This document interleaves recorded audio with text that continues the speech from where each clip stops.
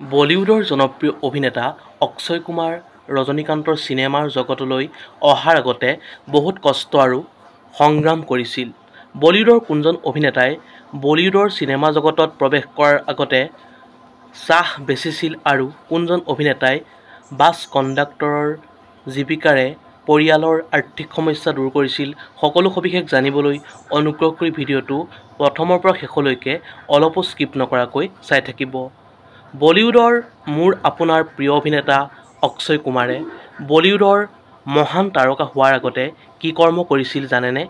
জানিব পৰা মতে বলিউডৰ জনপ্ৰিয় অভিনেতা অক্ষয় কুমাৰে গহনাৰ দোকানত কাম কৰিছিল। আৰশ্বাদ ৱাৰছী এইগৰাকীও বলিউডৰ এজন জনপ্ৰিয় অভিনেতা।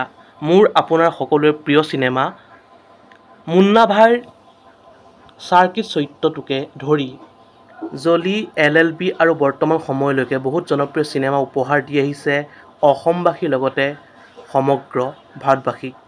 বলিউডত অভিনয় কৰাৰ আগতে জনপ্ৰিয় অভিনেতা আৰশ্বাদ ৱাৰছীয়ে মানুহৰ ঘৰে ঘৰে গৈ প্ৰসাধন সামগ্ৰী বিক্ৰী কৰিছিল। বলিউডৰ আন এজন জনপ্ৰিয় অভিনেতা হ'ল বোমান ইৰাণী। বহুকেইখন জনপ্ৰিয় ছবি বৰ্তমান পৰ্যন্ত ভাৰতবাসীক উপহাৰ দিয়া বোমান ইৰাণীয়ে ফটো তুলি আৰু চাহ মিঠাইৰ দোকান দিছিল।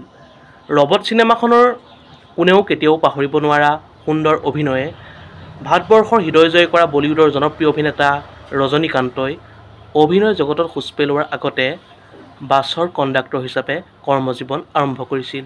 বন্ধু বান্ধৱীসকল, বলিউডৰ এইকেইজন জনপ্ৰিয় অভিনেতাৰ বলিউডত অভিনয় কৰাৰ আগতে জীৱন সংগ্ৰামৰ বিষয়ে জানি কেনেকুৱা পালে?